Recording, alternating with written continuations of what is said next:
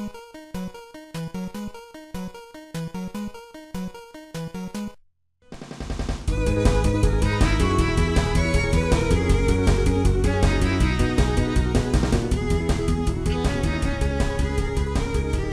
up, heels and baby faces? Welcome to another episode of the Countdown City WrestleCast. I'm returned to the host chair this week. I'm JC.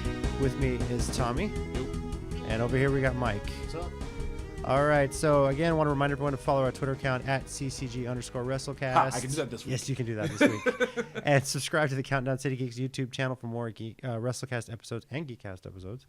So today we got kind of a loaded show. We're going to be recapping New Japan's Wrestle Kingdom 13, Impact Wrestling's Homecoming, and then previewing NXT UK TakeOver Blackpool. That's a mouthful of a name. Yeah, it is. Wow. I didn't even think about the team started. And then also talking about the All Elite Wrestling Rally, which happened today as of recording. Today, we record on Tuesday in Jacksonville. So now it's all elite. Oh, it's all elite. So we're going to get started here with Tommy's favorite show of the year. Yep. Takes the day off, loses sleep. December to dismember? Yes. How dare you, good sir? My honor has been offended. It's still funny, though. It is still funny, though. I can't even lie. Now, as we know, the pre-show started off with a gauntlet match. Tommy, Tez, and I, we all got it wrong, thinking Suzuki was going to win. So close. Dang it, close. Yano. They're almost at the end. Yeah, but Tommy, I know, is conflicted because he loves Lance Archer so much. I do not. I know. Well, that's the thing. We got a question on our YouTube account from the last show from James Lee, who watches the show quite often, also watches Geekcast. He's, Tommy, why do you dislike Lance Archer? Why do I dislike this is a loaded question. This one might be here a while. No, I'll keep it short and sweet. No, because he's a jerk. 20 minutes. He's a jerk sometimes, and he has taken the opportunity to spit water in my face repeatedly. So forget Lance Archer. Is that it? It's I built this crap up, and that's all you're giving me? Oh, you want me to give you more? That's Fine. Because there's a history here, James. There is a lot of history here. For one, whenever this jerk loses, and if I'm in the crowd, it's automatically my fault. He had a title, one promotion. I was there when he got pinned, and he yells at me for like the next 5 minutes. And I was like, he's a freaking loser. So now every time he sees me, he either spits water in my face or assaults me, with the latter of which he's done more than enough to I should press charges on the. And then there was one show I actually had an umbrella. This jackass takes his water and just sprays the whole bottle of my face. Like, you know what? I had it, and you gotta wear a raincoat, dude. I tried. Someone stole it. I literally had one, and someone stole it from me right before he came out. And every time he loses a match, I do get physically assaulted at least once or twice. Yeah. But so when are you interviewing him for the WrestleCast? Yeah. When is that gonna happen? I hate you both. There's your answer, James. I hope this satisfies you. But basically, Tommy's to blame every time Lance Archer loses. If you want more detailed account, I'll try to see what I can film on my own and just post it somewhere. and apparently you were in Japan too, so yeah. No, every time look, I swear to God, every time he loses in Japan, he looks at the camera. I swear he knows I'm watching. So I'm looking forward to when he comes back to Texas anytime now. That'll be great. Oh God, that'll be great. So. As for the match itself, I mean, it was kind of your standard gauntlet match. Nothing too crazy here. The most violent players won, and they got a shot at the Never Openweight 6-man tag team titles the next night on New Year's Dash, and were unsuccessful. So Bullet Club OG retained on that one. Yeah. The fun part about the interesting thing about this match was the Elite members kind of breaking up towards the end with. That's true. That did happen. Turning on Marty because he turned on Hangman because Hangman bumped into Chase Owens, knocking him off the apron, and I was like, oh, I guess Yujiro and Chase Owens are stage. Yep. That was immediately what I got from that conversation. Like, oh, I guess they're not going anywhere. Okay, cool. Yeah. Well, they got back into OG Bullet Club, if you will. They did. So. Yeah, that's true. They did. They showed up the next night. That's right. And at New Year's Dash, hoping the guys retain the belt. So Bullet Club is not at all dead, and whoever said that they were, you're an idiot. But anyway. All right. You probably said that. I did not say that. I would not. Lance Archer will say that you said that. But okay. Lance Archer, whatever. Anyway, on to the next match on the card. This one actually opened up the main show. It was the Never Openweight Championship. I was like, Dude. this was the opener? I was like, holy crap. Kota Ibushi defending against Will Ospreay. Tommy and Tez got this right, picking Will Ospreay. I got it wrong. Yeah, whatever. But considering how the match went, you were very close to right. I think had it not been for one incident, you might have been this right. match was very fast paced, as you expected it to be. Extremely. It really got the show going. But man, there was a scary moment at the end where, as I understand it, Ibushi was legit knocked out. Yeah, he was. He had a concussion from it. Yeah. Yeah, but I don't. I mean, reported I was freaking out watching it. I was like, dude, he's knocked out. Why is he picking him up? I thought, and he finished the match with one more move, and I thought that was dangerous to pick him back up. Like, just take the pin, you know. He did get stretchered out. They didn't provide an update on through the rest of the night, and then I don't know if you recall, he went to the hospital or something like that. No, well, from what I read the next day was he did get a concussion, but it wasn't like a major one. It wasn't serious. They said he did get one. It wasn't a serious concussion. He's of course he's going to miss some time, but they didn't. They weren't like saying like, oh, he's out for like forever. Next 6 months. It's like he just said he got a concussion. They just checked him. I think they were delaying saying anything because they wanted to just make sure it wasn't a major one. Just want to say, oh no, he's fine. Then like, oh no, wait, he's like Shibata and he's done for the rest of forever. Was that on the backflip where he got kicked in the head? I think it was when it was like I think it was when Ospreay kicked him then elbowed him. And I think in the back of the head. In the back of the head. It was the very last moment. Last spot. Yeah, I will say this though. It's like it's wrestling. Those freak accidents happen. It's like it's like when sorry to say this, when Samoa Joe hit the muscle buster on Tyson Kidd and broke his neck. It was an accident. It wasn't intended. Samoa Joe's hit that move 1,000 times, and guys have just gone home with hurt backs, and that's it. It's a freak accident. Ospreay was getting all this hate mail. People saying, "Oh, he's like Nia Jax now," and I was like, "No, he's not. Well, it was one incident after, and he's done that for years." So the way he played it on Twitter was kind of interesting because he came out and said that y'all keep telling me I'm gonna cut my career short, all this stuff. So now I've toned it down, and now you're going to force me to hurt my opponent because it's one way to stay in character. If I'm not going to hurt me, then I'm going to hurt them. So well, I will say this though, he's part of Chaos. Chaos's whole philosophy was built on strong style and essentially knocking your opponents out. I'm willing to put money that a lot of guys' careers are shortened because they took Shinsuke Nakamura's Bomaye at its zenith. In WWE, it's kind of toned down. Watch some old school New Japan. He was dashing across the ring to knee somebody in the face. They didn't get up often, or ever. All right, next we had the IWGP Junior Heavyweight Tag Team Championship. LIJ were the new champs. Tez and Tommy also got that right. Yes. I picked RBG3K and they got pinned. Damn it. It was a good match though. So. It was. It really was. These junior tag teams are just so fast paced. It's so much fun to watch. But it was kind of a starting trend. These matches were there was a loaded card, and a lot of these matches were very short to start the show. So, but at this point so far, I had to say that LIJ had the best entrance because their outfits were awesome. So a lot of fun entrances tonight. There were a lot. We'll get to that later with Kushida. That was a lot of fun. Yeah. Now next, this one very interesting. RPW British Heavyweight Championship. Tomohiro Ishii defending against Zack Sabre Jr. All of us picking Zack Sabre and all getting that right. This was really starting the trend that if you're defending a title, you're probably going to lose it tonight. And that really did. I was like, because I noticed. I was like, that's 2 matches where the title changed hands. Yeah. No, 3. It happened throughout the whole night. So, like, that's what I kept saying. I was like, this is not looking good for anyone who's champion. Go and get in their matches. Another good match, though. I mean, Ishii, he had his spots and, kind of came real strong. But yeah, and I said it last show, just Zack Sabre Jr., this is going to be a good year for him. Yeah, I mean, he showed that at Final Battle in Ring of Honor, and he's going to be on a tear. I don't know. I don't. This was really hard for me to say that this wasn't my match of the night just so far. And the fun part was, I said Ospreay and Ibushi, which was the first match on the card. Really, was my match of the night. I was like, oh, okay, no one's going to top this. And then you get Ishii strong striking with Sabre's submission style, and I was like, okay, this is kind of my match of the night so far. And this is saying nothing against the other matches. It was just that good. Next was the IWGP Tag Team Championship. LIJ winning again, 2 other members, so they hold all the tag belts, right? Yeah. Yeah, except for the 6-man tag. Except for the 6-man tag, but yeah. So neither Tommy, Tez, nor I got that right. Tez and I picking the Young Bucks, thinking of taking a long shot here, thinking maybe they'll run away with AEW with them. So. And Tommy I could have swore God had this one. I really did, but I'm an LIG fanatic. It was an interesting choice. I mean, the way it was booked. I mean, I don't know. I was pretty surprised. I thought if the Young Bucks weren't going to win, God was going to retain. JC, can you say the full LIJ name? Let me see. Los Ingobernables de Japón. There you go. Yeah, he said it. It took My wife's not here. She'd be proud of me. What did you say? It took me a year to get that name right. Yeah. It's Guerrero. It's good. Yes. You were watching the blooper reel a lot, weren't you? The blooper reel was fantastic. Thank you. Had a lot of fun editing it. Yeah. Now, the U.S. Championship, which seemingly was probably no, I think there was, Zack Sabre Jr. was another Gaijin that won. But yeah, this was a match where a Gaijin was guaranteed to win. Absolutely. Yeah. Where Cody Gaijin- defending against Gaijin Juice kind of had to Robinson. win this one. Yeah, as I said on the preview, I think it was not going to be a good night for Gaijin.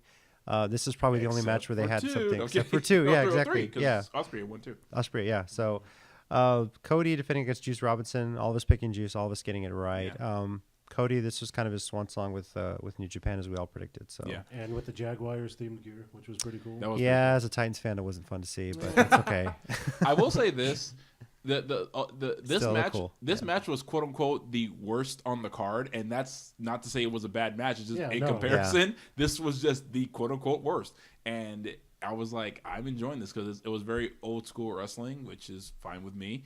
And So Cody likes to work. you yeah, know, so. and Juice can go with him. And I do, again, even though we picked Juice, I do like it because it really does prove New Japan's faith in him. And just a little bit of jumping ahead. Juice and Chase Robinson and actually Rucker Romero all signed new deals in New Japan this week. Nice. And I just think that speaks highly to like how much faith the New Japan has in these guys. Juice and Chase especially, I heard that New Japan officials are just high on. They just love these guys' work, which, you know, I hope for Chase turns into maybe tag team with Yujiro and getting into those tag team championships because honestly, they're fun. I love Chase and Yujiro. I think they're hilarious. So maybe they're not the most serious tag teams, but they're funny and and they know how to work. They know how to take a butt kicking. So why not? You need variety. I mean, they can't all be serious. I mean, like, yeah, strikers Yeah, and that's true. killers. and I think I'm But glad. it's I'm still glad good, I'm not so- the only one who knows that. It's like everyone expects everyone to be Well, the Okada and Omega or Tanahashi. You're not gonna get that with every guy, but some people just know their not role. to go completely off on We a need a tangent, but variety. with some of your indie, they feel like it always has to be this 5-star mega. Yeah, match. and that's my And problem. you still need variety, Yeah. just like you would in WWE. And that's why I said like with Juice and Cody, it was technically the quote unquote worst match of the night, but not because it was bad, but just because compared to everything else. it wasn't the style of all. The Yeah. It was a loaded card, yeah. Yeah, This is the thing. And even then, I would put that match up against half of most pay-per-views from the E almost any day. They don't have The E, yo. yeah, they don't have AJ Yeah. Styles in them anyway. Look, I don't know. Kurt Hawkins could go over there and I hope Kurt Hawkins goes there, continues his losing streak. I That'd really be do. great. He should lose for the rest of his he's career. going to go He should. continue in All Elite. Just to be funny. All elite loser. Or he should beat Spoiler. Brock Lesnar and become Universal Champion. Now, we mentioned Kushida earlier in the show for his entrance. Wow. Oh my god, it was so great. Back to the Future entrance was great. I was so confused for like 2 seconds. I was like, Kushida's not that short. I legit said that. I was like, I want to know if that kid's gonna tag in the future with Ron's former tag team partner, and Nicholas. Nicholas, Are you kidding me? That kid. undefeated in WWE. Are you kidding me? That kid's probably year one of the New Japan dojo right now. Yes. He's a young lion. He needs to He's just be out cleaning there. toilets and making the food for them. Yeah. Look, in 2 years, watch. He's gonna be out there directing the wrestlers the right way out of the arena. Watch. Getting pushed by Jericho. Yeah. Or beat up by Suzuki, which Yeah. is I think is in the contract if you're a young lion. You But have he- to get beat up by Suzuki. He got his start on Wrestle Kingdom 13. So. Right. better than I'm doing in life, so it's okay. Of course, we're talking about IWGP Junior Heavyweight Championship, where Taji Ishimori defeated Kushida to win the title. Yeah, this match was Tommy also Tez and I crazy. all got it right. It was just And- really cool. Yeah. Dang, Ishimori looked like jacked and Dude, man, he's just. a different yeah. character. As you mentioned, he's a different character from where he was. I feel about him the same way I felt about Jason Momoa and Aquaman. If you don't put a shirt on, the rest of us out here just trying to make it in these streets, then what are you doing? You know Yeah. what? Shut up. It's just unfair. It's not. It's really not. Yeah. Again, my abs are dormant. I have them. They just don't look like that. Mine Mine are are just- protected by many layers. That was good. I got to All start right. using that. So the only non-title match on the main card was next, Okada versus Jay White, and surprisingly for all of us picking Okada, Jay White won this one. So I mean, I get why, but the guy's wearing an Why? Okada shirt here. I I think know. it does one of two Rings. things. Yes. Rainmaker. I think there's a long-term booking for Okada Oh yeah, Mhm. to eventually Definitely. get that redemption. yeah. And you made Jay White, with all those guys that are leaving, the Bucks and the Elite, basically, you kind of build up the next kind of. Jay White's rise is just starting, and I Yeah. think, and no offense to the guys from Ollie who are leaving, I think it's good that they are leaving because Jay White gets to be that focus. First of all, the guys from All Elite will do well. Doesn't matter. They're going to be just fine. And I think that of everyone, they want New Japan guys to do well without them. So we'll start our own company. New Japan will be fine without us. They were fine before we got here. So Been around for how long? yeah, and even in their dark times, they were still doing pretty good. Yeah. And Jay White, he's come up at this perfect time with the Bullet Club and everything. And I'm just no Okada mark. I can't help it. It's just how I am. But I did love the match and everything. Gato trying to interfere, and one of my favorite spots was that crossbody that when Okada got a running start and sailed over the guardrail on top of both of them. I was like, there we go. That's the Okada I know. Now we get into the big championships, I guess, at the end here. We had the IWGP Intercontinental Championship. Jericho defending against Tetsuya Naito. Jeez Louise. And first of all, they had a great a promo build to this, just the vignette that they had. It just really showed what was going on between these two. Naito won, as we all predicted. Yeah. Spot that stood out for me was that DDT on the table outside the ring. Those tables just don't break in Japan. They don't. Dude, they get like super Lowe's Home Depot tables that just refuse to crack underneath. Don't forget the pile driver that Jericho took on the ramp. Yes, Yeah. that too. It said he actually This is crazy. showed a hard-hitting. picture. Yeah, he showed a picture. He said, "I'm never taking a power driver on the ramp again." Good. I was gonna say Don Callis said something. I think it was Don Callis. As Jericho was coming out, that I didn't even think about until he said it. He's like, Jericho has transformed himself into like almost a Bruder Brosy-esque person of this era, and I was like, I didn't even think of that because every time he showed up in Japan, he's been hitting someone with chairs, and when he has his matches, he'll put them through tables or everything else. Like he really has, and that's good for him. He keeps evolving with the times. I was going to go down a similar thread. I've seen people saying, he's gotten older. He can't do his older, higher, energetic type stuff as much. Of course not. But he's definitely evolved. But the brawler he's turned into Yeah. is pretty crazy. Now he's basically having hardcore matches all the time. Yeah. And I know some people say you do that when you can't go in the faster style, but they're not bad. They're not slow. Like they are intense, and he's telling a doing story few with it. moves, He's not doing it for shock factor. And the moves he does hit that are kind of big impact, like they mean something in the match. It's not just 30 flips, or whatever. Yeah. It's he hits them and they're like, oh crap. Well, see, even with that, I mean, okay, Jericho gave us years of the fast-paced stuff, high-flying. Yeah. He was one of the guys with Ultimo Dragon and Eddie Guerrero, Dean Malenko, and all those guys. He gave us years of that. That's fine. I mean, he's older now. I think we all know that. It's not a secret. He's switching his style up because he still loves this business. He is helping everyone come up, and he's making money. And yes, he switched his style up. Good. Because I love seeing Jericho wrestle. I don't care what he's doing. Because first of all, his promos alone are worth gold. So I'm all for it. If he's more of a hardcore guy now, and cool, go for it. Although I did remember him saying he wants a shot at the IWGP Heavyweight Championship, and I'm just saying, please God, let it be against Tanahashi. But that's just me. Well, we'll see. From what the news that came out today, we'll see if that still happens. But this is Jericho, though. He can get away with I know. it. He's the one guy Look, who could. he's probably still going to be in the Rumble. I'm just going to say. He can show up anywhere he wants to feel If like. he shows up at the Rumble, he's going to be the third guy who's been in everything, like every major show. If he shows up at the Rumble, then Final Battle, then Bound for Glory. That's true. I hope he does because I love Jericho. I'm a Jericho mark too. So. And then finally, the IWGP Heavyweight Championship. Kenny Omega defeated Hiroshi Tanahashi. Tommy and Tez picked Omega. I went with Tanahashi, and I got that right. So the one time I was right, you guys were wrong, I think. I may have picked Omega, but by Wishful the end thinking. of but by the end of this match, I was not disappointed with who won because it was a great match. I was telling them before we started recording.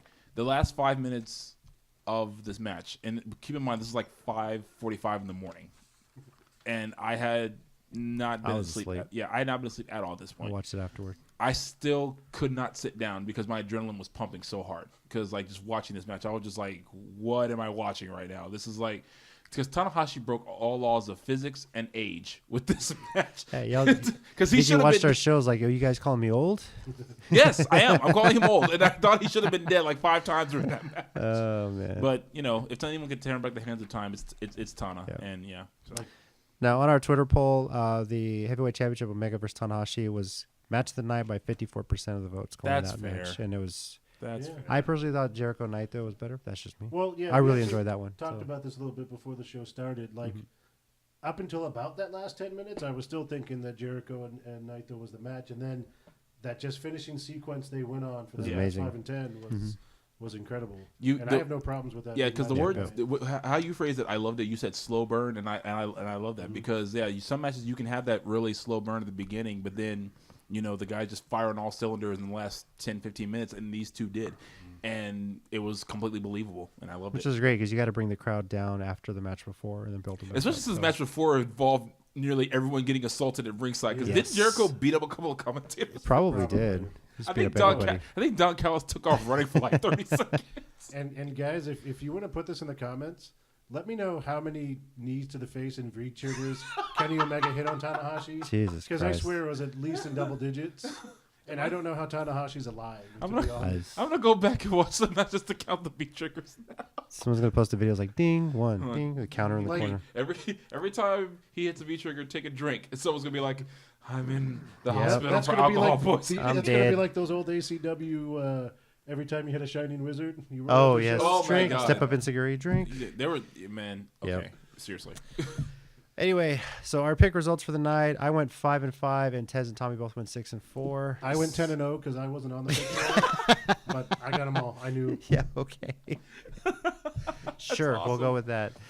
Now You it's have no time for our WrestleCast ratings. Ratings from 0 to 5. 5 being WrestleMania 17, 0 being December to Dismember.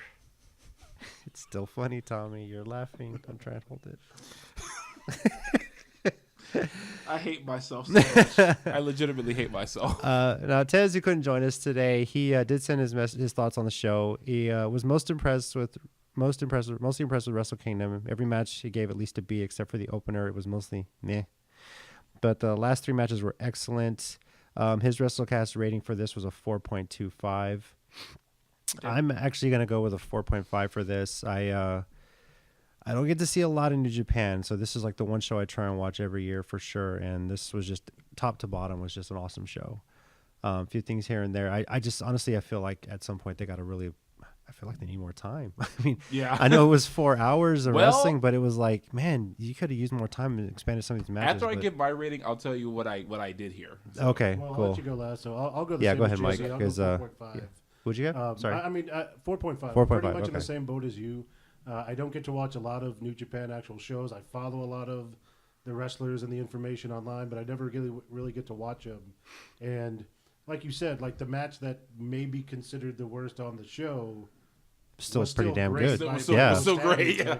Like, The worst match on the show? Think about this. Was still a match that you should show first year guys just to know how to work Sure, the yeah. ring, the crowd, and each other. I- and get a Still that character kind of for match. Cody. I did enjoy though, like when one match ended, they went right into the next. Like Yeah. they're trying to get through it, and there's that's not a such lot of messing great around. Change from WWE where you have to watch. Yeah, I had to get used to Only that. a couple of the matches had the kind of promo package, you know. Yeah, Yeah, Usually, like the big yeah, ones. because Like usually everyone. they just do that for the main event matches. Right. Usually I think it was just Jericho Naito in the middle. Yeah, because I thought they were doing one for Okada. No, they did one for Okada and Jay White. Okay, maybe yeah, they yeah. did, yeah. So they did one for just the top 3. The top 3 build matches usually always get you, or usually even just the top 2 get promo packages. Everyone else, get out there. I feel like WWE, you have to watch one for every match. Yeah. After watching the pre-show where they show them to you. Yeah. I know, as if you didn't see enough on the internet, right? Right. All right, Tommy, your rating. I'm gonna go 4.5 too. This match, like I think, I think what Tez meant was probably like the pre-show match was kind of. I assume so, too. Yeah. Yeah, but it's It- it gauntlet, wa- it's tough. But even then, I mean, it's the pre-show match, and these are just the guys New Japan said, "Hey, we should pay you guys too. Come have a match real quick." And to me, the over budget battle royal. There you go. And to me, the opening of anything of Wrestle Kingdom, to me, I don't think is ever supposed to be the you guys go out there still show. No, it's like you guys go out there for 10, 15 minutes and go make this check real quick. Like, yeah, okay, cool, we can go do that. And and usually y'all don't go out there and hit somebody in the junk just because you do it better than everybody else. But what I did hear, along with the dates for shows that they have tours coming up, which one of them is in Dallas. Thank God, I am. Really? Yes, July road trip. 6th in Dallas. Oh, that's my wife's birthday. I doubt we're gonna want to go to wrestling. That's fair. Yeah. It's your wife, and she likes wrestling. I know she does, but we're planning to go to the beach. Okay. Okay. Well, I'll take care of it for you. Buddy. Okay. Anyway, but next year, if the rumors are true, they're supposed to be doing a back-to-back night of Wrestle Kingdom, July 4th and 5th. I don't know how that works yet. I don't know if that means they're gonna have New Year's Dash in the Dome because both nights are in the Dome. Oh yeah, I know that. They've got both nights in the Dome. Oh, itself. January 4th and 5th. January 4th and 5th. Yeah. January 4th and 5th next year in the Tokyo Dome. Yeah. So 2-part. That's kind of weird. Yeah, I thought so too. So I guess we'll probably get more details as it comes out, but that's just what they said. But just that announcement alone is pretty big for New Japan, who for like the past 30 years have only ever been one night in the Tokyo Dome. But now they've gotten so big, they're actually going to get 2 nights. It could be that home run swing that they're looking for. And now WWE should kind of be a little bit worried. Maybe. Well, I mean, yeah. Well, it kind of works out because January 4th is on Saturday next year, right? Saturday, yeah. Saturday and Sunday. This year. Excuse No, no, it'll be next next year. year. 2020. 2020? Yeah. Oh, okay. January 4th. Oh, that one. Okay. I Yeah, thought you were roast talking game. back about the. Okay. No, Yeah. Now we're going back between the J's. Yes. Lots of J's here. So our overall WrestleCast rating for New Japan Pro Wrestling's Wrestle Kingdom 13 was 4.4375. Not rounded off to the nearest decimal point. Put it in front of the belt. Yeah. Now, some news that did come out of this recently, Kushida and Kenny Omega basically announced that they were leaving New Japan Pro Wrestling. Yeah. Kushida, I think his contract expires at the end of this month. I think both theirs do at the end of this month. That's what Both I've of these heard, this month, yeah. So it's not in time for them to show up at the Royal Rumble, as some people have speculated they would. Sorry, just not in time unless they work out some sort of deal. Yeah. Now, I personally think Kushida is headed to WWE. I know they've been pursuing him for a while. They want to get him into NXT. And honestly, now the way 205 Live's coming up, he's a good fit for that too. But Sure. you could see him on the main card. I would still like him better in NXT because I would like to see him as NXT champion because he's long overdue. Yeah, but eventually as he gets used to it, then he can move up. So Yeah. now Kenny Omega is kind of a 50-50 shot here. He really is. Could join his brothers the Elite with All Elite Wrestling, or could go to WWE. So it's really tough here what he's going to do. I think he's going to get paid out of the way. Yeah. I mean, And we'll get to what they announced later with All Elite Wrestling because, they're going to make good money, I think. So Yeah. Yeah. now, we're going to be recapping Impact Homecoming, which was awesome to see Impact back in the Asylum. It really did bring back a lot of memories It of sure that building did. watching that show. Yeah. For full disclosure, did not get to watch the show. Just read the results. Saw a few matches, though, right? Yeah. Parts of a few Yeah, matches. and full disclosure, so- I didn't get to watch the entire thing yet either. Just been rough past couple days. It's all you, your JC. Impact- I'm just your by Impact yourself. expert. But I did see a few things. Well, yeah, you're the Impact expert now. Yeah. After 2009, I fell off for a lot of reasons. Yeah. Well, Gail Kim kept me around, but I'm still watching because it's getting better. So, anyway, now shortly before the show went on the air, I saw some pictures tweeted, and Ultimate X was going to open the show, and I was like, "Oh boy, here we Yeah, go." that reminded me awesome. of Ultimate X's of old.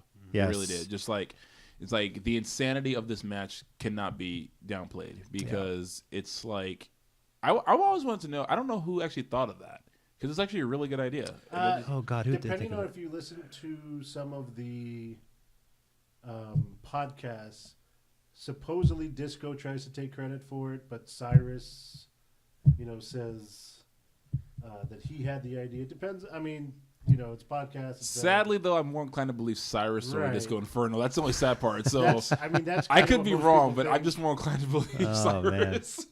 But, Cyrus is Don That'll be Callis, a- by the way. That'll be a hell of a Right, debate. right, right? yeah. So. So Ultimate X, the match was great because it started all four of them staring each other down, then all four going to a corner and trying to climb right for the belt. So it was like, oh man, this is gonna be fun.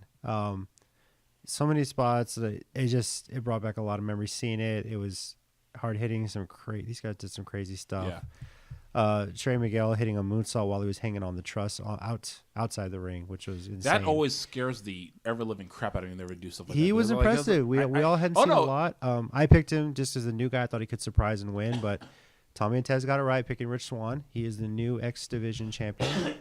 There's something I would yell right now, but I don't want to be viewed as racist, so I won't say it.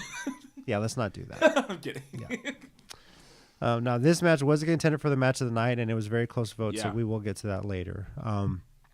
Next on the card was a match that got added late. After we recorded, 2 more matches were added. One of them was this next one, which was Ali and Su Yung against Kira Hogan and Jordan Grace. And I will admit, I let my bias slip in here as to why I picked Jordan Grace and Kira Hogan. You and Tez did, because I got it right picking Ali and Su Yung. You did. Undead Bride, man. I love it. No. The Undead Bride is a fantastic gimmick. It's one of the best I think Impact has ever had. Like, and this whole Ali storyline going to the Undead Realm is one of the better stories on the show right now. Mm-hmm. Especially because of how this match, because what happened after this match ended. Yes, and, which was my favorite. We've all saw Su Yung before she really got that character, and she was always pretty good. But man, once she found that and just ran with it. Like, she's totally invested in it. And too, I'm glad they've let her run with it, because it's one of the things in wrestling where it's like you haven't seen something like this since you've seen, like, Undertaker or Bray Wyatt, just this whole supernatural, otherworldly person with these strange powers. It's just one of the things to me that just makes wrestling fun. And when you get a person who can commit to it, pull it off right, and pull it off right, that makes it special. Like Bray Wyatt, I think in the hands of anybody else would have been awful. The guy who got it made it work. Did the best with what he could. Yeah, definitely. True, but he evolved with it too. Yeah, and Undead it's Bride, much like the New Day. Yeah, Undead Bride could have been a last ditch effort for anyone else. For Su Yung, she has owned this completely, and it's fantastic. I do love it. And plus, whenever she have the Undead Bridesmaids just randomly show up, it's like how many rookies do y'all know just to do this? Credit to Ali too, because she's getting into this as well. She's totally invested in that. And the storyline wise, she's the one that knocked out Kira Hogan with the mandible claw as well. So that was pretty epic too. But speaking of the Undead Bridesmaids, they brought out a coffin. And you figure, oh great, Kira Hogan's going into the coffin. Mm-hmm. And lo and behold, Rosemary emerges from the coffin after she, at Bound for Glory, was left in the Undead realm, we thought. So full on face paint, but yeah, I love Rosemary. Yes, which is a great surprise, and looked like she was going to try and just break Ali out of that, and Ali had no part of it. So I guess as going forward, it's the battle for Ali's soul. Pretty much. I legitimately hope so. This is really what I want, because Rosemary and Su Yung are just like they're 2 of my favorite characters in all of Impact, and I just want to see them keep going. Like, they're like the Joe and Styles. If these 2 are having a match, I'm in. Yeah. Fight forever. There you go. And again, I hope that this feud goes on. I hope they bring Lockdown back, because Lockdown is so much fun. Please bring Lockdown back. And this could be a great match in there. Speaking of matches that we thought, or at least I and Tez thought would go into Lockdown, next was Falls Count Anywhere, Eddie Edwards versus Moose. And Tommy's the only one who got this right, picking Eddie Edwards. Damn it. Not that I'm not happy with it, but Psycho Eddie Edwards is just fun. Psycho Eddie Edwards is fantastic. Psycho Eddie Edwards' wife is fun, because she came out and let me do it, and she beat the crap out of Moose. Oh my god! When she came out, I was like, why is she stopping? Oh, I love her too. No, but I love it. And she tells him, "Hey, that's enough. That's enough. Let me do it." Yeah, that was so great. I think Eddie Edwards and Alicia would have made great fits for Raven's Nest back in old school ECW. Yeah. They'd have been perfect.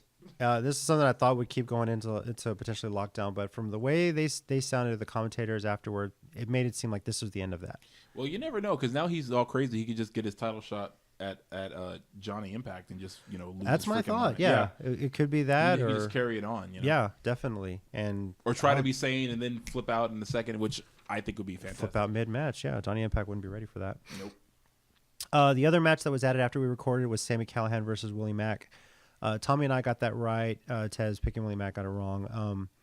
This was kind of really just a standard one-on-one match. And as I said on the video, just announcing the 2 matches on our Twitter account, I really think this is going to be the year for Sami. I could potentially see him winning a World Heavyweight Championship. I was by going to the end ask of the you, year. you think he's going to win? Okay. Is Yes. any match really standard when it's with Sami Callihan? though? Absolutely freaking not. I will go ahead and say that on the record right now. He kind of turns them all into almost hardcore matches, or Yeah. at least a lot of interference and stuff from OVE.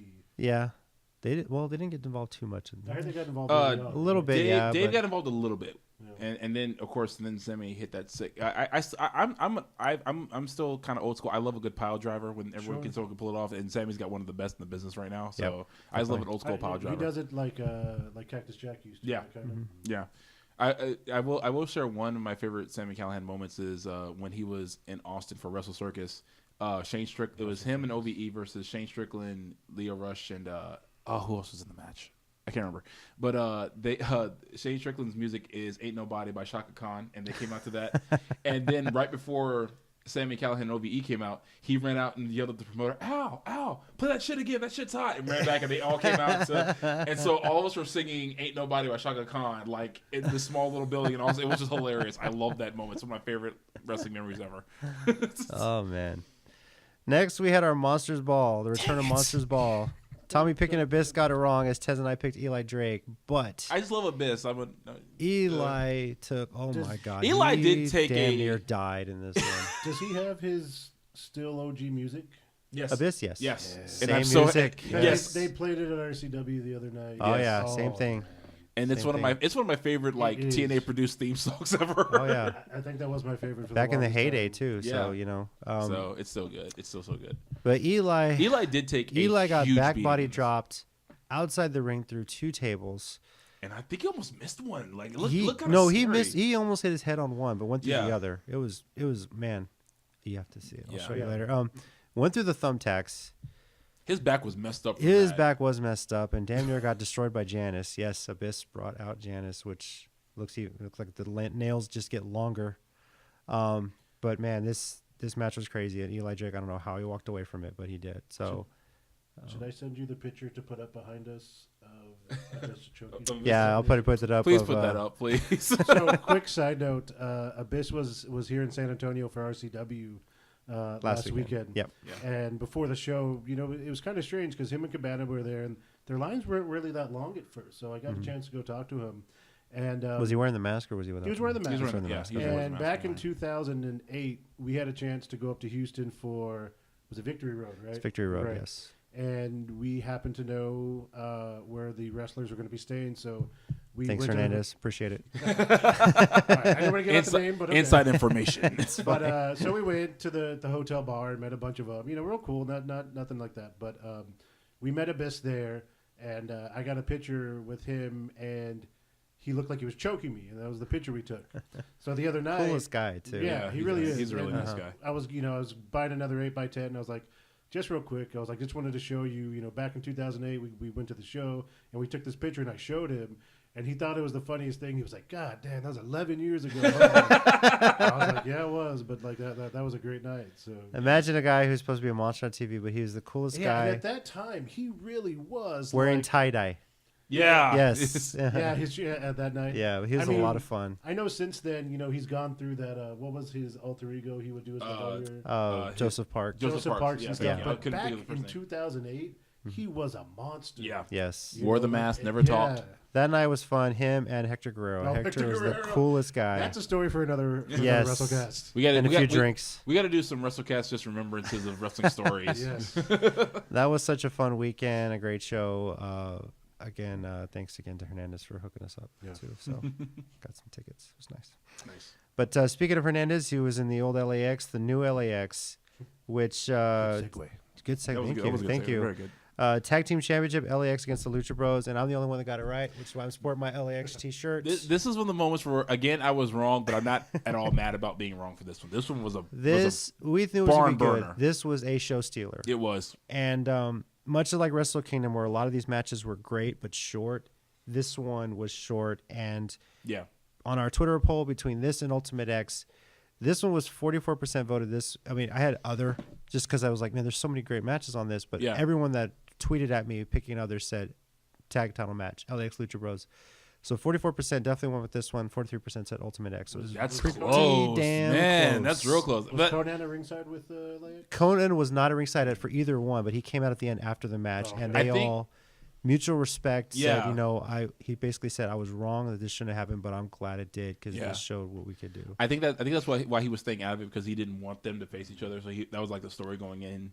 Yeah, he But, basically said you don't want two brothers facing each other. Right. Yeah. But I will say this is like, I knew it was going to be good. I underestimated, and that's my bad, how good LAX really were. I knew they were good. I did not know they were on the level that they are on until I saw them in this match, and it blew my mind. I was like, okay, these guys are like the next level of, you know, the standard bearer tag team for Impact, and it's good. It's great. I love LAX. I love that they are just owning what they're doing. It's so great to see, and I would love to see these two teams meet in an Ultimate X match. That's like the second. That's like the first thing I thought. The second they mentioned it, I was like, I need this to be an Ultimate X tag team match for the titles. Could happen. I hope so. Yeah. Like one of those, even though it's those two, you might have to throw a third or fourth.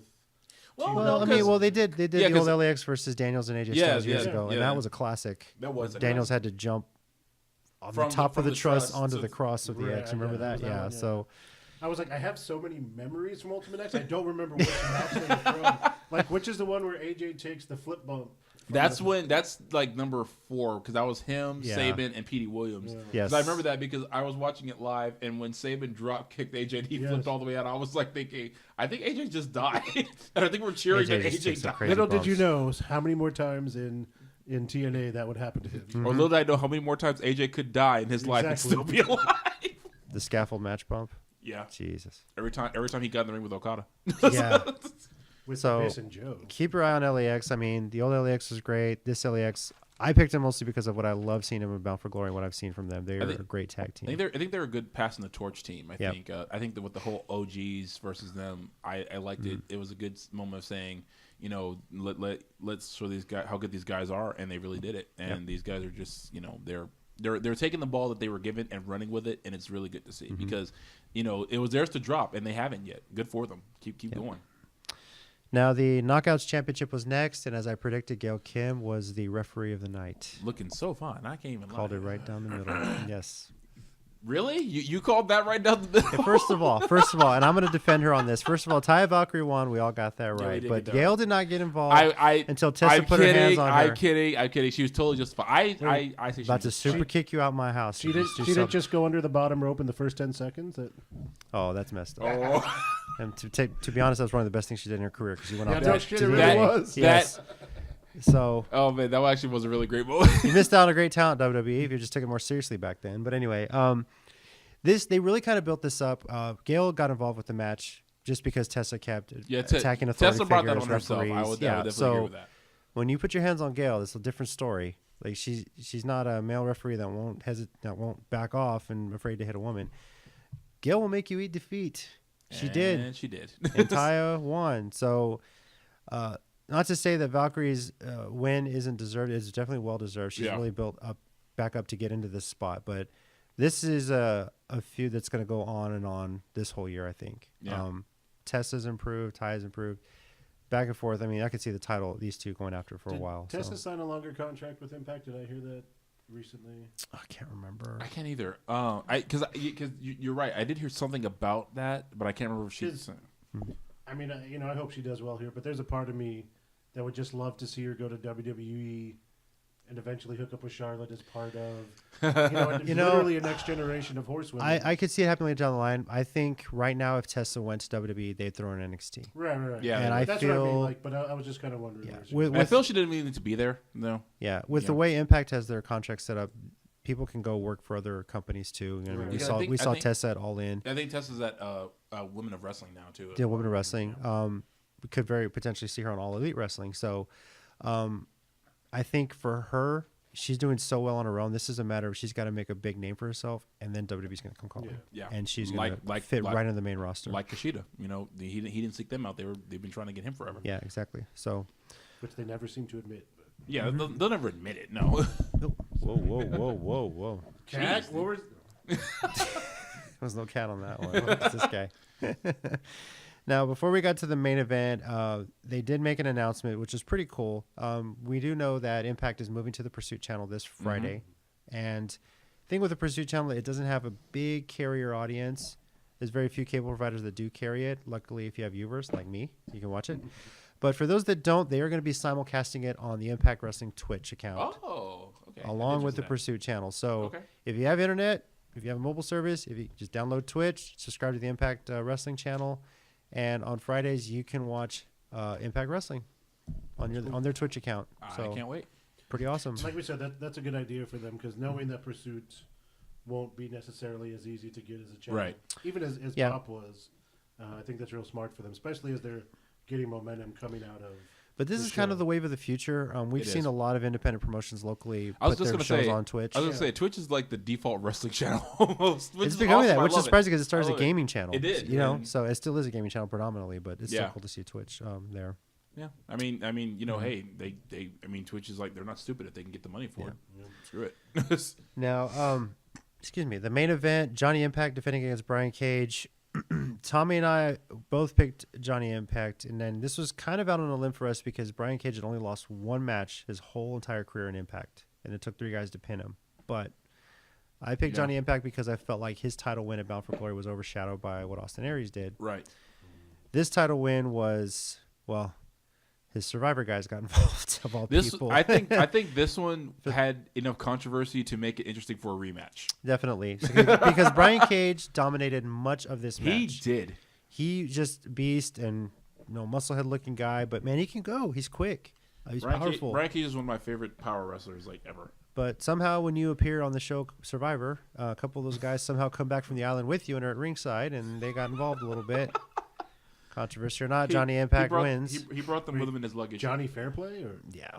I wish. Oh, my God. I actually love that guy. TNA, like he was there for a little while. He was a manager, and I love that guy because he talked so much crap. Whenever he got beat up, it was like a greatest night ever. Yeah.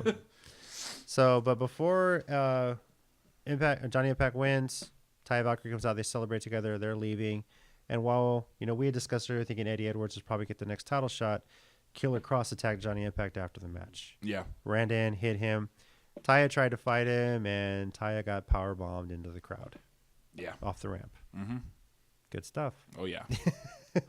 What a way to set it up for the next thing. So I love it. Yeah. I don't even care. Right. So and Taya's tough. She can take it. So Taya can, and this is going to be an interesting feud with Impact and Killer Cross. So we'll see where that goes from there. So as far as our picks go, Tez went 3-5. The only one this whole weekend to go under 500. Tommy went 5-3, and I went 6-2. Damn it. So Tommy dominates the Japanese. I dominate the American market. Apparently. I also went 8-0. Yeah. 20-0 for the weekend, or 18-0. I mean. Yeah. Let me get Tez's notes here on his. Oh, be thoughts. quiet. Hashtag M Mike. Hashtag and Mike. Tez, as far as his WrestleCast rating, he said Homecoming gets a solid B+, a good show, good wrestling. The matches told their stories and created new chapters in them, but all those ref bumps, bruh. That's what it says right here. Impact is well alive and kicking. Hashtag long live Swan. And his WrestleCast rating is 3.75. Tommy, what's your rating for this?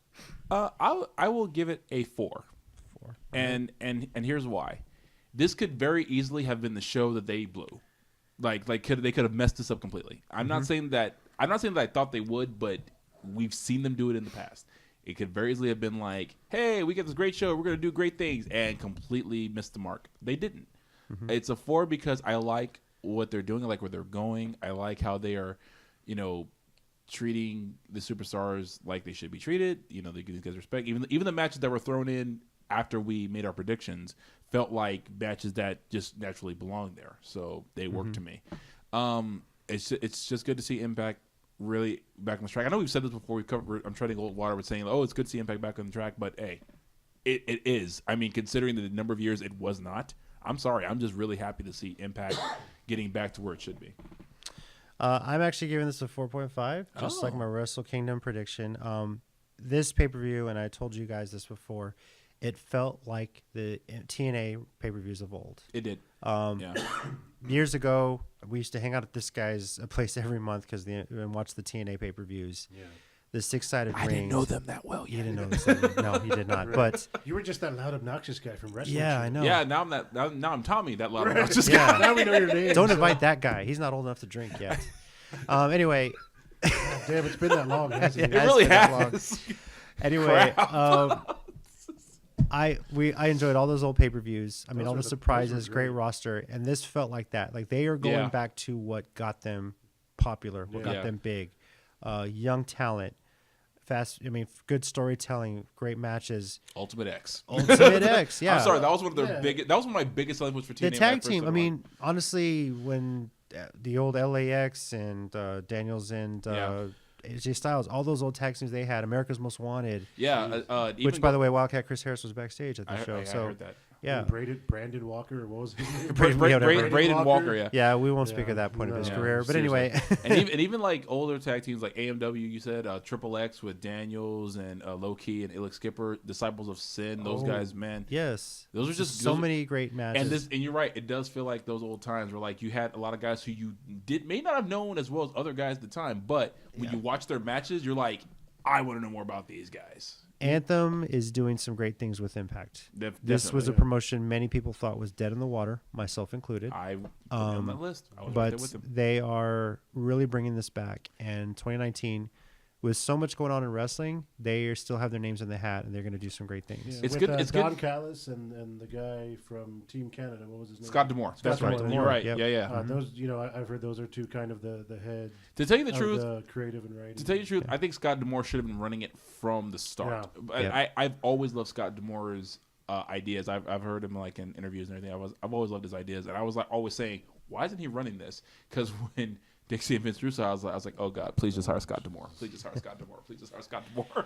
And as we start talking about this, you made the comment earlier. We really could do a whole WrestleCast episode just on our memories. Yeah, of we the should. Yeah. other We could. pay-per-views. Hanging out at whole his run, place, yeah. playing like SmackDown versus Raw, and then watching Impact or TNA, whatever show And was just going. and I was thinking another one. The one of the famous ones from the lockdown where Elix Skipper walks across the top. That of Jesus the Christ. that is still and does in the Hurricane my run off the top. that's still my top. Bring back 5, Lockdown, please. That's still my top 5 favorite wrestling moments ever. Period. Like I That don't was not, insane. not just Impact or WWE or New Japan. Just like period.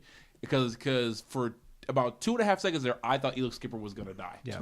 Because I thought his foot was gonna slip and him sail right out the other way, and I was like, "Oh, we just saw him die." Yeah. And when he didn't, I was like, "This is the greatest spot of all time." I think 2019 is going to be a great year. I'm not saying they need to go back to the six-sided ring. I think the four-side's working well. Yeah, The, it's pretty good. six-side would be great just for like Destination X if they bring that back. So That would be fun. That if would they be brought back perfect. Destination. But definitely, please bring back Lockdown. I miss Lockdown so much. Me too. So that's our recap of Wrestle Kingdom 13 and Impact Homecoming. So what are your thoughts? Feel free to comment on this YouTube video or tweet at us. CCG_wrestling. Funny thing is, I'm probably not going to put anything there. I hope you don't, because I love the idea of things that are not related. We're just stretching. I love the idea of us pointing at nothing whenever we Yes. get this. So now we're going to get into our preview of the first NXT UK TakeOver. I'm calling it NXT UK TakeOver Blackpool. They're really serious about this whole NXT UK, and NXT, I'm yes. glad. UK TO. Now, this is... Just shorten it. Wow. I think you made it longer by shortening NXT UK it. BO. Oh, wow. Or What? BP. Wait, what? People What? at the wrestling show. What? NXT UK TakeOver Deadpool. No, I'm just kidding.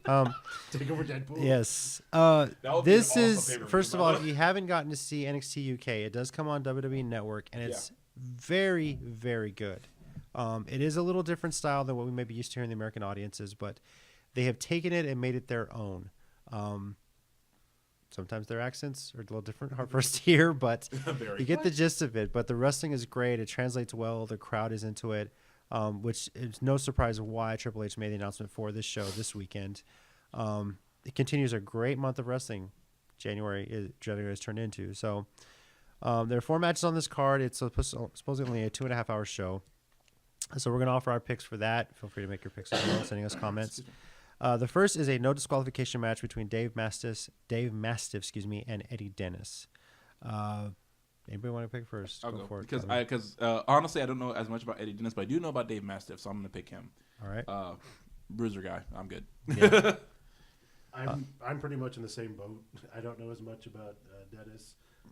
I've heard more about Mastiff and Excuse me. Yeah, Mastiff is. I mean, that's the British style European, so I'm also going with him too. Yeah. Nothing against you, Eddie Dennis. Yeah. But this you're is watching. if you're watching. That'd be But- awesome if you are though. You're putting a bruiser in a no DQ match. This is going to be fun. It's like putting Jericho in no DQ matches Yeah. now, which I'm all for, by the way. This very easily could open the show. It very easily could steal the show. Yeah. So we'll definitely see how this one goes. Now we're going to be crowning our first NXT UK Tag Team Champion. Fortunately, Vacant is not defending his tag team title. Vacant never gets to defend his Never belt, gets man. credit. But two of the greatest tag team names in the history of I wrestling. was just gonna say, has Yes. there ever been a tag team match? With No. better There's such tag team great names? names. No, the only ones that were America's Most Wanted was a tag team, but now officially I can't No, say that anymore. Mustache Mountain versus the Grizzled Young Vets. I love it. Who, That's- who, he's a who Grizzled Young wins? Vet. The fans win. That's who wins this match. These are Who the cares? greatest Shout names. out to you, Hoot. Like if they make a T-shirt just for this match, this is like oh my god! Please make a T-shirt. this would win the award for like match of the year name edition because it's awesome. I hope there's just a T-shirt of just the names for this, Yeah. this match because I would buy that shirt and wear it with pride. Now everyone has thought when they announce these titles, oh, it's got to be Mustache Mountain. It's got to be Mustache Mountain. They were going after the titles in NXT. Yeah. They got to win this one. No, I'm picking the Grizzled Young Vets. Really? Yes, I am. I mean, they're Oh. grizzled young vets, obviously. Yeah, the Grizzled Young Vets. I mean, it's James Drake and Zach Gibson. And man, first of all, the match is gonna be great. It's gonna be fantastic. It's gonna be awesome. The crowd's gonna be into it. But I can't stop laughing at the names. I'm sorry. the name is great. And I mean, honestly, I feel like you want Mustache Mountain to win. Okay, great, but they got to really chase it for this. So Yeah. not to say they don't deserve it, but I think the Grizzled Young Vets are gonna be the first champions. It's funny you mentioned that because I've kind of had a similar thought with this to what they've talked about when they announced the women's tag team titles. You and I 'Cause think the alike. minute Then. I think we do probably. Yeah. Because when they announced that, everyone's like, "Oh, Sasha and Bailey, obviously," which No, sounds it's gonna great, be iconic. right? But you kind of want to have your favorites chasing it. I Yeah. mean, Yeah. And so it depends. Do you want the first one to kind of be like a name that everyone knows, or do you want to start the story of them getting screwed out of that first title and going after it? That's true. Yeah. That's So true. yeah, I mean, so we probably do think like I'm going to go with you. I think it's going to go Grizzled Young Vets. It's a Grizzled great Young name. Vets. It's a great name. Again, Tommy?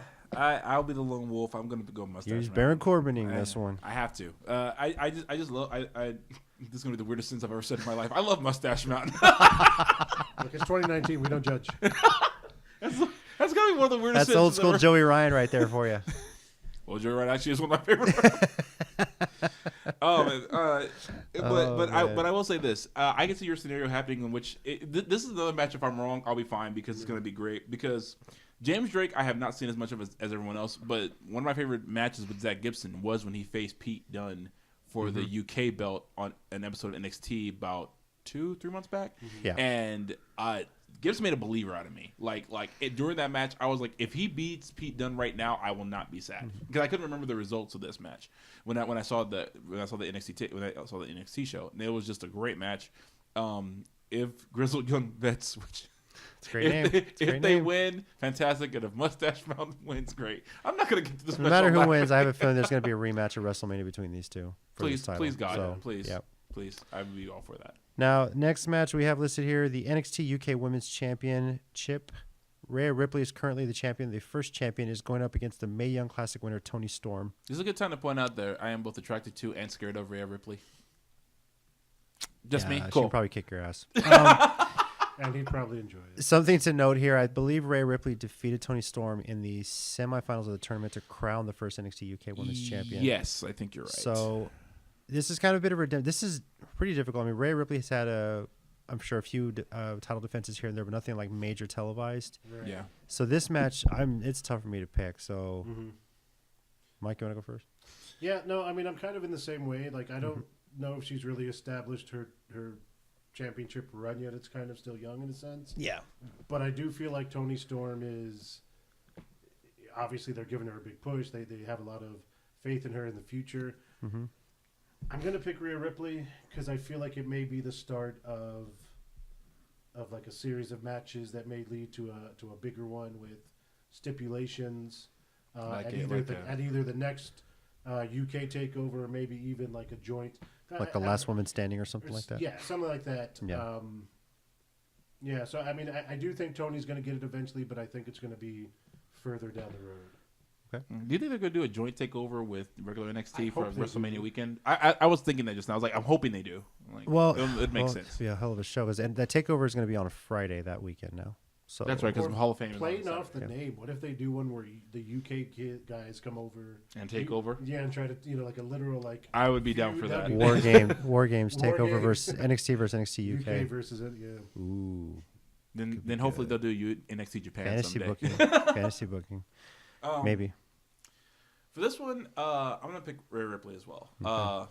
I do think Toni Storm is going to win the big one Sunday. Even if not the UK Women's Championship, she's gonna win like the main roster SmackDown or Raw Women's Yeah, Championship she'll get at there some eventually. point. Yeah. I think both of them are going to get there eventually. I just think Rhea Ripley's still going to hold on to it for a little while longer. Toni Storm may be the one to dethrone her at some point, but it's probably going to be in violence because these two are as beautiful as they both are. They can be very violent at the drop of a hat, and I love it. So yeah, I think it's going to end in violence, and I'm good with that. All right. I'm also picking Rhea Ripley. Toni Storm's going to get it eventually, but I think Rhea right now really needs to establish a big title run. She's just dominating. She's just an imposing figure in the ring. So And then speaking of long title runs, yes, definitely speaking of long title runs. Good segue. This does not get enough conversation. It does credit. not. First of all, it is not the NXT UK Championship. It is the WWE United Kingdom Championship, And I'm glad they're screw keeping that name. Brock Lesnar. Pete Dunne, we'll say who that every day. But yes, Pete Dunne, the current champion, defending against Joe Coffey. Pete Dunne has held this title for 500 days. or over something? 500 days. Oh, it's way past that now. Yeah. You mean Pete Dunne, that guy who actually shows up for work every day and shows up at Yes. even independent shows? And Can you, NXT, can you, not can you, and can you, regular can you, NXT can you tell takeover. how much I love Brock Brock Lesnar? was there last night. He totally walked down to the ring and walked back. Like he Oh my walked God, back Brock to the back. Like that was a long. Oh my God. He got paid like $500,000 per step. No kidding. Seriously, probably. Walk around the ring. There you go, Brock. There's $7 million. Good Yes. job, Brock. Are you looking up how many days it is, or what are you doing? Yeah, I'm looking up how many days. Okay, he's looking up how many yeah. days, but I don't foresee Pete Dunne losing the title just yet. I was thinking the same thing. You've had it for so long. If you're gonna get somebody to get this belt off of him, you really got to build that person up. Honestly, believable. if we're I'm being picking honest, Pete Dunne. Go ahead. I'm going to pick. I'm picking him too. Okay. I think at this point to get that belt off of Pete Dunne, you have to just outright shoot him. Like it's, Okay. because like 1, 2, oh my God. Yeah, no, I wouldn't do that. I don't condone violence. I'm gonna lone wolf it Ooh, Baron Corbining it. Ooh. because Coffey. it's the first NXT UK takeover. Oh, He's had the okay. title for a long time. I'm just Yep. gonna throw it out there and see because Oh snap! I mean How many days is it? 597 days this man is As of recording. As of recording. As so of our recording. by the time you 500 watch this, it could be over 600 600 days. days. Yeah, it'll be 600 days by the time they get to. So To yeah, Blackpool. Pete Dunne is too good for us. We don't deserve I him. get what you're saying, but I also feel like they may want to bring him over to more main roster stuff eventually. Yeah. You know, Yeah, you're gonna have true. to get that title off him. But I think they may save that for WrestleMania weekend. I feel like Could they're gonna be. have a title then or a match Yeah. then. It's They in get- New York, so it's close enough to people can watch it in the UK. So Ooh, what if it's against like Adam Cole? Because they've been having their Baby. issues. What if he shows up in UK and Well- starts beating him up? I went undefeated on those other two shows already, so I'll throw this one out there as a chance. all right, Okay. I mean, hey. great. It's not in the record books, by the way. I'm just, Record books. It's in my dream journal. yes. Oh my I god. really hope you have one. I really do. Yeah, you That was- just might. Now that is our preview for NXT UK Blackpool, NXT UK Takeover Blackpool. It's a long. I was just going to let that slide because I was Yeah, like, I dude, that's know. too long a name. I was just like, hey, whatever. Only 4 matches. It's a 2.5 hour show, but I mean, I wouldn't be surprised if it's just those They 4. might, So they might throw like a rumble or something in there. yeah, we'll see. We'll see. The kickoff show's only 30 minutes, but we'll get to that later. Okay. So now some news that came out today as of recording. We're recording this on a Tuesday. All Elite Wrestling had a rally today in Jacksonville at TIA Bankfield. Oh, elite. Now this they basically kind of announced this shortly after the new year that with the announcement of All Elite Wrestling and at the on the Being the Elite episode, of course. Mm-hmm. And Which is, the setup for that was fantastic. it really was, yes. Now the MCs for this rally, which was live on Twitter, on their Twitter account, were Conrad Thompson and Alex. I forget Alex's name. Shoot. Alex. Yeah, Hey, I just Alex. put Alex. I forgot to write his last name. Sorry, Alex. Good job, buddy. Now, what's note here is they did announce a lot of the talent that they're going to have and some more specifics. First of all, they announced wrestlers. We all knew Cody, Brandy Rhodes, the Young Bucks. They and signed the Hangman Young Bucks? Page. Whoa, Yes, right. dude. We're all involved here. That's Brandy blow me Rhodes away. is the chief brand officer. Excuse me, the chief brandy officer, as she said. Works for me. The biggest announcement that she came out and made that women are going to be in All Elite Wrestling, and it is going to be equal pay for women in this promotion. Nice. Which it seems like no one else is had the balls to do, so to speak. The fact that Becky Lynch isn't paid as much as everybody else makes me mad. Yes, agreed. I mean, yeah. Yeah. All of them. Now, other wrestlers they announced, SoCal and Censor confirmed they're part of it. Yes. Scorpio Sky Kazarian and Christopher So happy Daniels. with that. Although Scorpio Sky kind of took a shot at Impact, saying, "Glad we're doing this in Jacksonville and not Nashville," he says. Which, if he was there, it would have been the worst town he's ever been. I saw that. That was Yes. good. In his defense, Scorpio Sky's been jerked around by a lot of people. I so that's know. only fair. I love Nashville. It's a beautiful town. I love Nashville too, but they probably have done him wrong at some point, Yes. so I'm not surprised. MJF and Joey Janela also appeared. I'm so happy Joey Janela is getting signed because that guy earned it. And while Hangman Page was out announcing This he was would the be best the one. first, he said he was going to be the first All Elite champion. Pac showed up, confronted him, and said he's going to be the first champion. Said he couldn't even lace his boots. Could not. that Wow. to me surprise of the night, to be was honest with you. that to me was like just like a middle finger to the face of WWE. He's like, Who was oh, in Jacksonville at the same time, by the way. Seriously. We'll get to that. just Pac. Well, that and one other signing that we'll get to. But And then before we put that name that's next there, since Well, they yeah. were talking about who's going to be the first champion, someone else decided to show up. yeah, Who's apparently decided to show up wherever he wants. anytime he wants. Did I miss Anytime. that? No. I was just figuring because Oh, okay. We're getting to because that Pac later. and Hangman were talking about being the first champion. Yeah, Yeah. And then I felt it was like, you're like, whoa, if you're going to be talking about who's going to be the first champion, yeah, you know who I am? yeah. It's Chris Jericho. Yes. Jericho was surprised at the end of the show. Prior to that, Britt Baker did come Right. out. Dr. Britt Baker. Dr. Britt Baker. We Legit. last saw her with All In, Mm-hmm. and she's all in for this. She's Yeah. All Elite Wrestling. And then, of course, the Young Bucks did announce that they have a working agreement with OW in China, and I Oh, believe that was there's interesting too. yeah. Yeah. So, which is they're going to be bringing some talent that many people have seen. Yeah. There's not a lot of talent that comes out of China that people see because it's a pretty secluded country as far as wrestling goes. Right. But if these guys come over, I think their tag team is called the Great Hearts or something like that. Strong Hearts. Strong Hearts. Because Desmond Xavier and Zachary Wentz are part of that. They're the current tag team champions of Pro Wrestling Guerrilla. Okay. They're going to be coming over doing wrestling with All Elite Wrestling, and the Young Bucks said these guys are awesome. And then, of course, at the end of the show, after we thought it was over, Chris Jericho makes an appearance, who I'm surprised and not surprised. This is the only guy that can still make surprise appearances, it feels like. I mean, he has a way of sneaking around and doing it. And I made this joke earlier. I still think he's going to be in the Rumble. So. Like, I It think he literally would not surprise Well, me. They officially moved his profile to the alumni section on the WWE website shortly after he appeared, but And Kevin Nash was on there too, and he should have been the Rumble. I know. Hurricane Helms. This was a surprise to me because Jericho has long said he would never work as competition to WWE in the United States. You could argue that his appearance at All In might have been, but he was just thinking a one-time thing to Yeah. promote his cruise, which was awesome, by the way, as people Yeah. have said. Mhm. And then he's been working in Japan for so long. So for him to show up for All Elite Wrestling, it's like, wow, he's in this. He said he's not in it for the money. He's in it, because he loves this. He loves the fans. He loves the wrestling. So And I completely believe that. I mean, I think let's be completely honest here. I think Jericho financially is fine at this can only point. imagine. Yes. I think, and I don't think Jericho's ever been this stupid or ever would be. He'd have to be like really, really dumb to like be broke in the next 10, 20 years. Right. no, I he's think- done well with his money. Yeah, I He's mean, got a lot of projects. and plus, he's still got Fozzy going. Still got Alan Fozzy. Silver He's got and his podcast. He's doing another. He's planning another cruise this year. yeah, and so like I'm sure all Elite will pay him pretty decent, but it's not. But like I said, he's not in it for the money because he doesn't need the money. I'm sure his alumni check from WWE is probably plenty. And Yeah. Go ahead. Well, and when you think about it, I mean, most of the names that were there, most of the people here, this is obviously focused on a more hardcore wrestling. Yeah, fan. absolutely. Jericho can kind of bring. I mean, he's still a pretty big name from the Attitude Era when he debuted in WWE. The old He school can bring- WCW yeah. fans Old too. school Yeah. WCW. He can bring in some of the more mainstream to at least introduce them to this.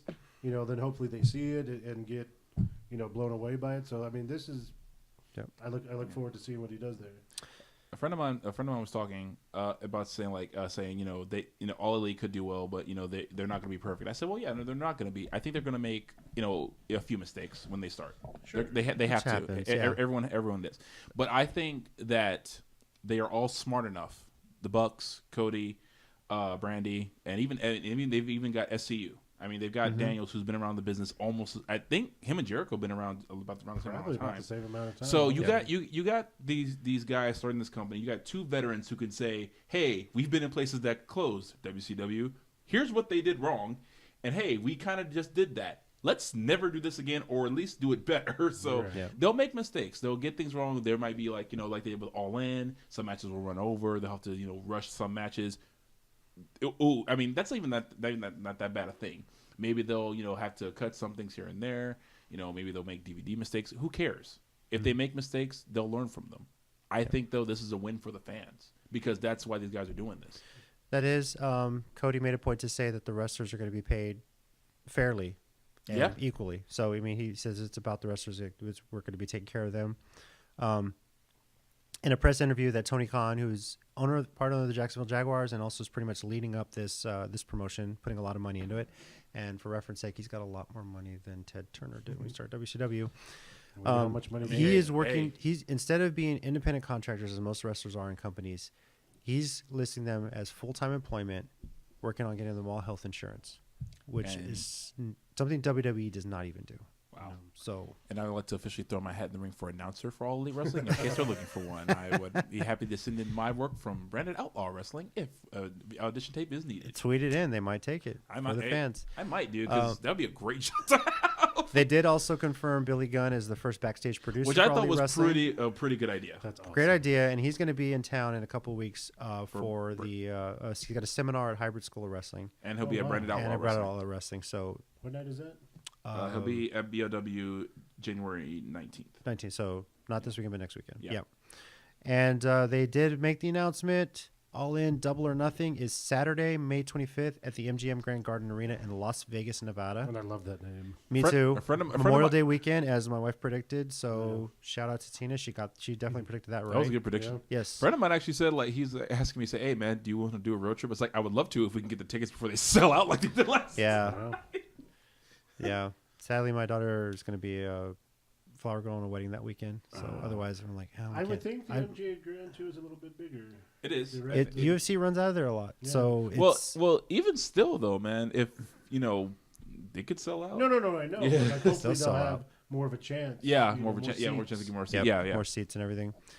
They did say the next event after that will be in Jacksonville, Florida. They didn't say when or where exactly, but look forward to that. I'm sure they're trying to iron those details out. Yeah. So Third interesting. time's a charm. I'm calling it now. Yeah, third time's a charm. Bold Right? prediction. That actually was pretty cool. You did that, by the way. Thank you. Ding, ding, ding. Now, what's interesting is that when they announced that this rally was going to be in Jacksonville, it was happening the same day that WWE was going to be in Jacksonville for SmackDown Live. So, of course, any big wrestling fan in Jacksonville was going to this rally because it's free, and then was going to go over to SmackDown. And by the way, then all of the wrestling T-shirts are the number one T-shirt right now on Pro Wrestling Tees. So if you haven't gotten yours, get it now, definitely. I'm not shocked, but I wouldn't doubt if everyone involved with All Elite Wrestling, which they've said it could be, they'll sign some talent. They're going to work with other promotions. They're going to look at free agents. So it's not like a solid talent pool. They're going to be flexing around trying to get more people. Yeah. But I wouldn't be surprised if a lot of this talent, like they have their contract with All Elite Wrestling, and they're making their money on merch through Pro Wrestling Tees. Yeah. Very easily could That's good happen. for them. Yeah. Be smart for them. So I think one reason why Pro Wrestling Tees has been doing so well they have in recent years is because of all the working deals they have between working with the Bucks and Cody and Bullet Club and the Elite and everything. definitely. And I mean now, hey, we could very well get these shirts at Hot Topic pretty soon. Yeah, I wouldn't be surprised. because of how the Young Bucks work that magic. I mean, who would have thought we would see New Japan and Bullet Club shirts at Hot Topic? Like, who would have made that bet? It's the smartest thing that they did. It was brilliant. It was Now, so good. Back to this whole WWE and All Elite being in the same town. So, a lot of reports have come out that if you were wearing All Elite Wrestling merch, T-shirts, that you were not being allowed to even buy a ticket to get into SmackDown, which is the dumbest thing, to be honest with you. I really hope The that's first thing was the reports in the days claim. before where they were saying WWE was going to be monitoring the like it's free. Go watch it if you want. He's like, We're no, going who cares? to monitor the press I conference. guarantee if Vince McMahon had showed up wearing a WWE Under Armour T-shirt, they wouldn't have Tap out, turned you him mean? away. Yeah, or tap out. Excuse me, Under Armour. Tap out. They wouldn't have turned him away. Should have come with the sleeves off, guns. Yes, right, exactly. We're going to monitor their press conference. You Yes. mean subscribe to their YouTube channel? Jericho, what are you doing? You're like a son to me, Jericho. How could you do this? You had security guards reporting that, quote, and I quote, Vince doesn't want that stuff in here. There was one report. We don't know how accurate it is, but one Yeah. guy said this came from Vince. This came from Vince. Like, security saying that WWE is claiming officially that they didn't give any directive. Come on. You told somebody something. The security wouldn't be pulling you away. They were turning people away at the ticket gate. They were turning people away at the gate, making them either turn their shirts inside out, or then they're saying, oh, no, we're okay with it. Look, even the fact that these reports are coming out, you let people walk into your events with Bullet Club shirts. Yeah, you should have Okay. stopped that. If Actually, you that's what led to the Hot Topic deal in the first place. don't even acknowledge it. I mean, like, look, That's the thing. Yeah, that's the big. I don't know why WWE is afraid of competition. Competition makes everything better. Did in the 90s. Right? It did in the 90s. It did when TNA was big back Yeah. in, the early 2000s or the mid to late 2000s. So, and Impact's coming back. Ring of Honor is huge. New Japan is competition now. Wrestling is great. The more great promotions you have, the better it is for everybody. The more jobs you have out there for people. And like it or not, one of your best competitions is where you get some of your best talent, and that's Ring of Honor. Ring of Honor Ring of Honor, of course, is not on their level. That's fine. Everyone knows that.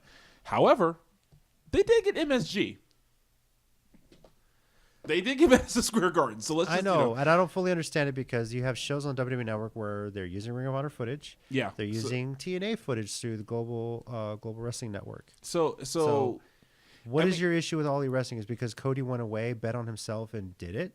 I don't know. Or is it because Cody still wants Goldust to be in? He wants Goldust to show up so bad. Which could happen. Which could happen, yeah. And so what? I mean, let these guys do it. For all I know, for all of a sudden they build something big, they put together a great video library, and then they sell it to you guys. Who knows? Yeah. I think the thing that's most disappointing right now is it honestly feels like WWE is just stockpiling talent. Yeah. So it can't be in other places. Yeah. Think about Which how many isn't people right. are on that roster that don't get used in any regular basis.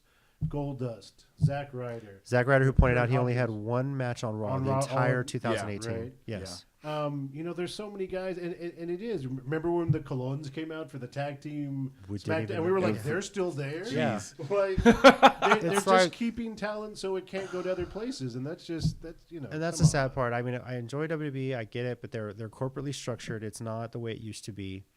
Yeah. But not everyone's going to wrestle for the money. That's why Neville left. And actually that's why I read a report of MVP. Someone said to him, well, what's your relationship with WWE? He's like, oh yeah, I'm still real tight with them. Someone asked him, well, are you gonna go back? He's like, no.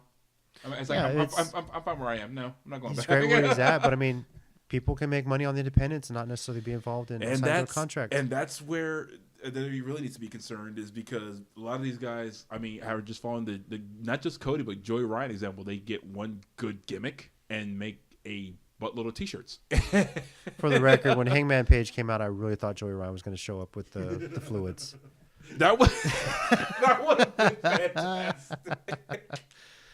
Would have loved it. Look, I love the stories the Young Bucks told about getting those suits for All In. Did you ever hear that? I didn't. podcast? I gotta go find those. Basically, he had to text his wife and be like, "There's this suit that you can order on Amazon. I need like 10 of them." And she was like, "Okay." Yeah, just Can you imagine the kids walking by? Mommy, what are you doing?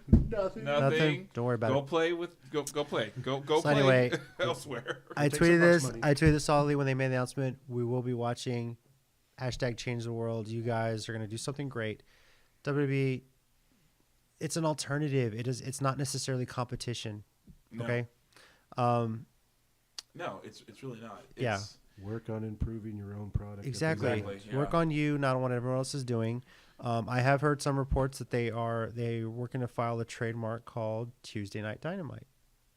With SmackDown moving to Fridays later on this year with a deal with Fox, which Impact will have to move off Fridays as well because they're currently on Fridays and with the Pursuit Channel. You could very easily see All Elite if they're able to, and a lot of TV type of places are trying to work out getting a TV deal with them. You could see All Elite Wrestling doing a weekly show on Tuesdays. Yeah, and they could just do the ROH thing, like tape 3 shows in one show, and that way, then doesn't have to be 2 hours, can be just an hour, and it's fine. And Start small and honestly, I think a lot of this is because someone. Oh, 2 things. I just remember something. 2 things. One, someone asked I think they asked Joe Koff if do you regret helping them with All In or something? He's like no. No, they're gonna do their own thing and they'll be fine. It's because they even both parties admitted no one left on bad terms between ROH and All Elite. It's they're gonna do their own thing because even Joe Koff said they're not gonna re-sign with us. They're gonna go do their own thing. They'll be successful. Yeah, and we'll be fine because Ring of Honor has always been like this. They get really big guys, they leave, go somewhere else, opens the door for somebody else.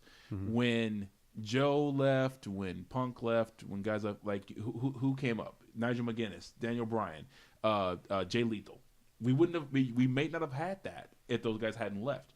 ROH knows how when people leave. Okay, let's start working the next guys in there. Yep.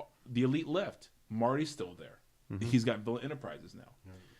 And that's going to be great. It's how you evolve. Yeah. When talent comes and goes. You just got to go with it. The one thing I did here was an old WCW announcer who said something I fiercely disagree with. He said something along the lines of, All Elite won't even be as big as Ring of Honor, and they're not going to make it past a year.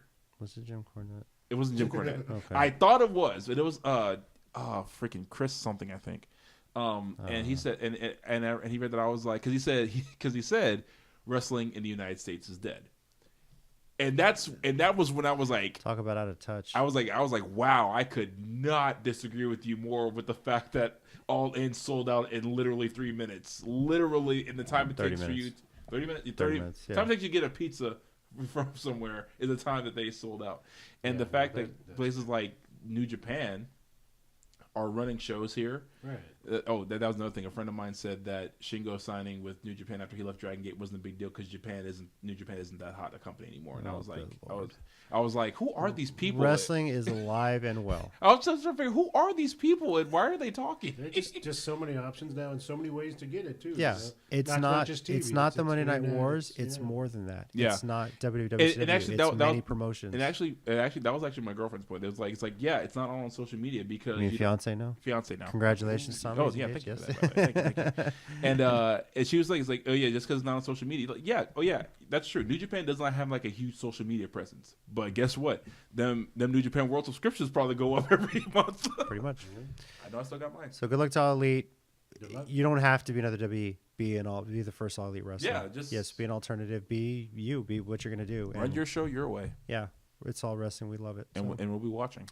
Now, before we close out the show, we just want to offer our condolences to the family, the friends, and the wrestling community in general. We lost a legend shortly after the beginning of the new year. Of course, we're talking about Mean Gene Okerlund, who at 76 years old passed away, which I thought he was older, honestly. I thought he was in his 90s. I did too, actually. And so full of life.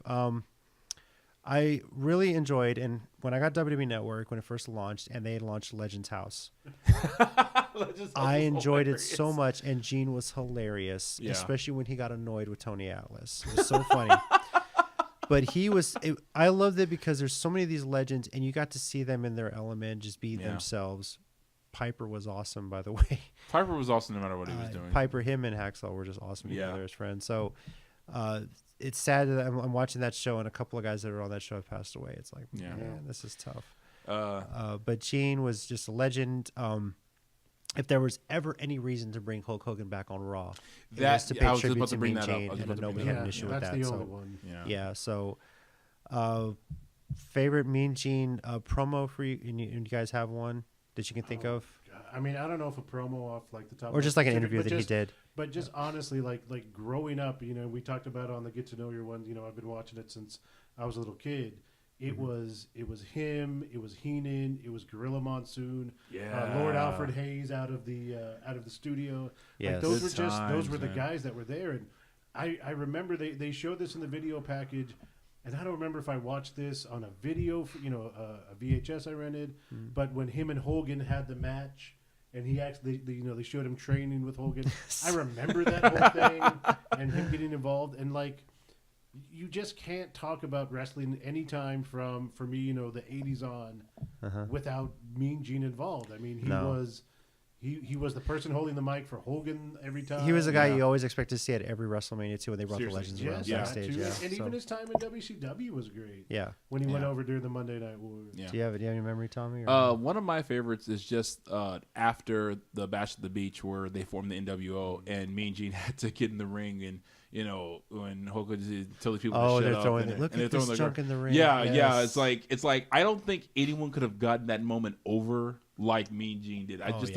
I think his voice and overall presence whenever he was around just like it was special. And one of my favorite quotes so far, I think it was who was it? Was it Jeremy Borash or Josh Burnett? Someone said, growing up as a kid, I never wanted to be a wrestler. I wanted to be Mean Gene. And I was like, as a fan, I would always like to be a wrestler, but if I could ever be anyone else, I would definitely want to be Mean Gene because he was like the guy who was always right there in the middle. Like, he was one of the best guys to play off of. Him and Heenan. Him and Heenan were. I mean, Heenan and Yes. anybody, honestly, but yeah, I mean, Heenan in that era, Heenan and Gorilla Monsoon were just like, Right, like exactly. they're like sometimes my favorite things of any old match. It's like, I don't care for this match. I do like the commentary. Yes.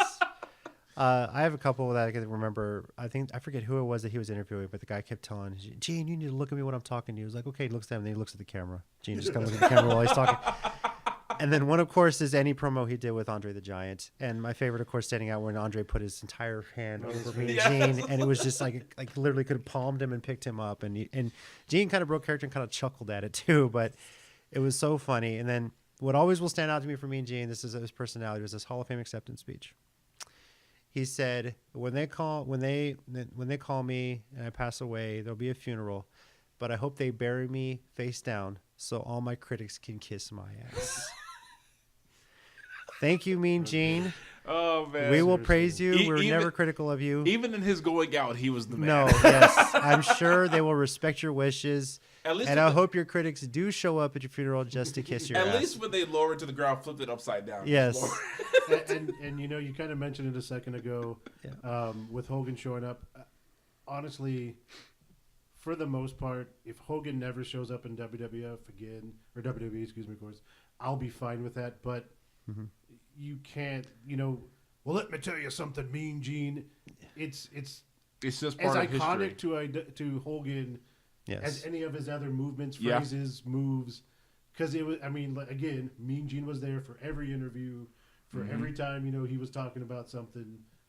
And yeah, so that, and then when I feel like Hogan never breaks character, but I feel like he finally did. And I was just thinking. He lost his friend. He lost his good friend. Yeah. And I gave him, a little bit of humanity back for Yeah. that. Yeah. I was. 'Cause you could tell.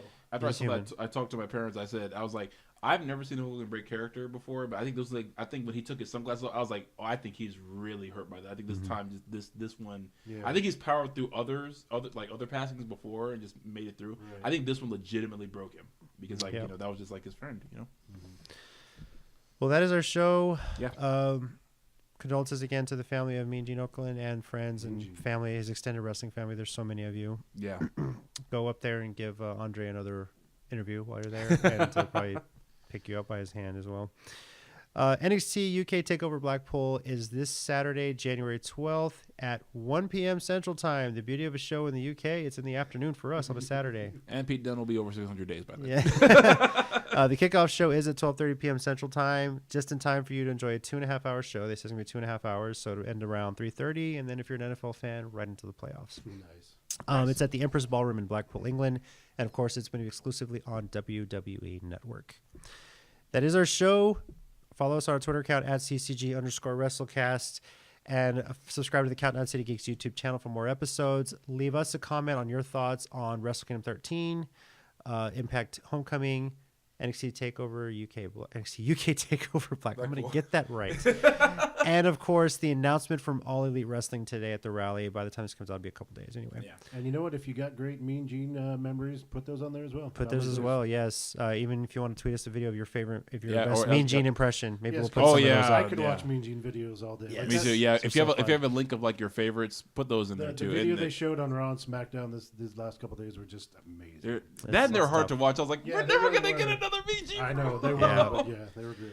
It's like after watching an Eddie Guerrero match. It's like we're never gonna get another one. Damn. Me and my wife were both crying. Yeah. Next week, we'll be recapping NXT UK TakeOver Blackpool. You got it. Sweet. I'm going out on that. I'm quitting while I'm ahead. So We're done. Yes, we're done. So over here, we got Tommy. Thanks, guys. Over here, we got Mike.